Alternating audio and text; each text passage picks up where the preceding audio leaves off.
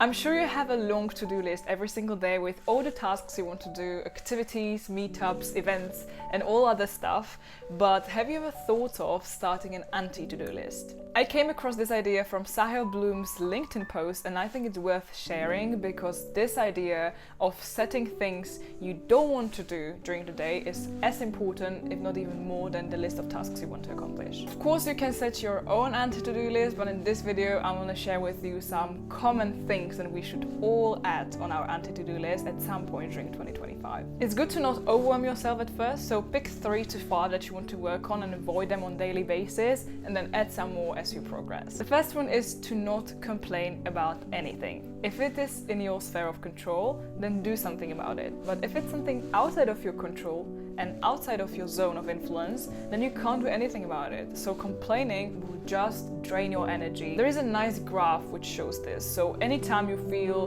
the urge to complain, think about how it's just going to drain your energy if there is nothing you can do about it. Do not allow negative people to steal your energy. In order to grow as a person, you need to realize what you want, and you definitely do not want toxic people in your life. So it's very crucial that you think about people who are these energy drainers in your day-to-day life and embrace those difficult conversations that you need to have with those people in case there is no way how you can avoid them.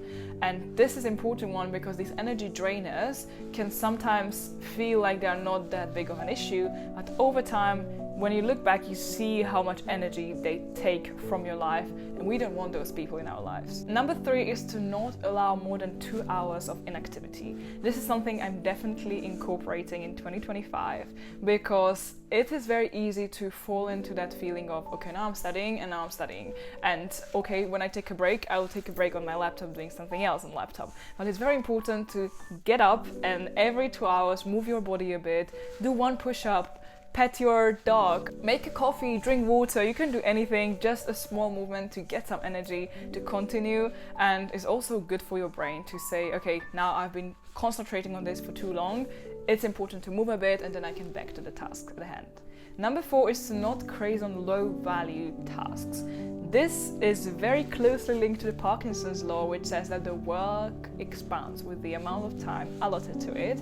So do not let a new email coming to your inbox completely distract your attention from task at hand, requiring your attention, completely messing up your focus and productivity, but instead set specific times during the day when you're responding to emails and then do all of them. Do not let these small distractions take this valuable energy from you because your energy diminishes over the course of the day, and if you let one email to destroy your concentration, then your whole afternoon can be messed up because of that one email. So instead, time block in your calendar when you want to reply to emails and do not let distracted by other emails. So the solution is to turn off the notification and do not respond to those emails until the time when the time block is set in your calendar to respond to those emails. Another one is very tough for me: do not hit the snooze button. You might thinking, what's so bad about hitting the snooze button and sleeping 10 minutes longer when it gives you the pleasure of having the opportunity to sleep 10 minutes more? But this is less about having those 10 minutes of sleep, which you know is not an actual sleep, but it is more about stacking the evidence that you are the captain of your ship and you have the discipline to wake up when you set for yourself to wake up, not let your mood and a little bit of tiredness get in the way of you waking up and feeling energized for the day to come. Another thing is to not say yes to things under the assumption that you'll have more time for them in the future. Because I'm telling you, you won't. When it's not a priority for you now, then do not say yes to it with the expectations of having more time for it tomorrow.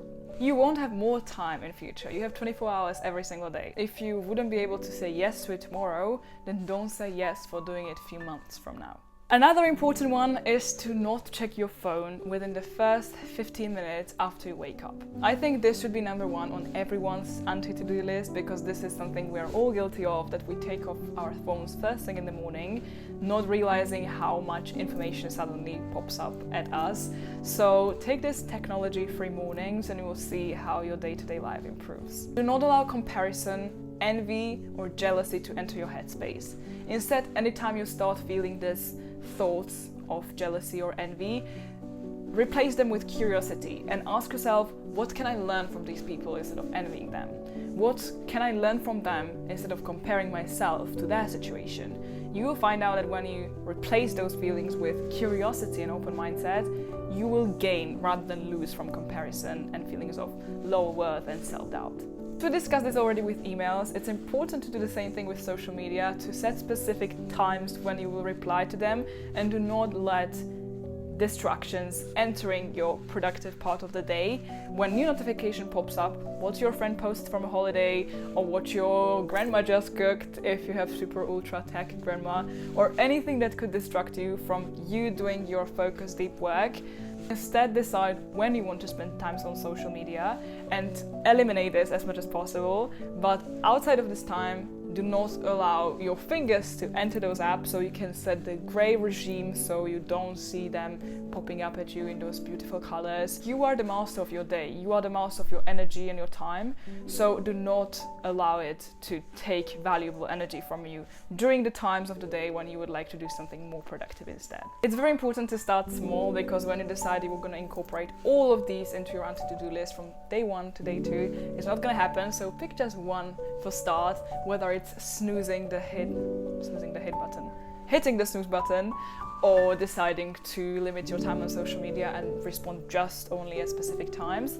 It's up to you. You pick. Don't pick 10 things to put on your anti-to-do list, but pick one and start with that one. And if you manage to remove it and avoid that specific activity during the day, add some more. There is this friction with trying to stop all these bad habits that creep into our day-to-day life. It can feel overwhelming to try to suddenly avoid all of these activities that were bringing you some sort of pleasure. Try to make it simple for yourself and pick just one thing you want to avoid the upcoming month, and then add some more as you become better at eliminating that one thing from your life. And as you add them more, you'll find out suddenly also how your time frees up, because you will be focused on things that matter the most to you, and those things that were taking some time and energy from you are no longer there, so you can spend that time on more meaningful things that matter to you. Also remember, there will be good days, there will be bad days, so don't aim for perfection. 100% perfection doesn't exist, so let's just try our best to eliminate these bad habits and bad activities from our day-to-day life, and that's enough. Trying and showing up and action is more important than trying to be perfect. And don't forget that each day is an opportunity to stack evidence in favor of a person you want to become. Good luck,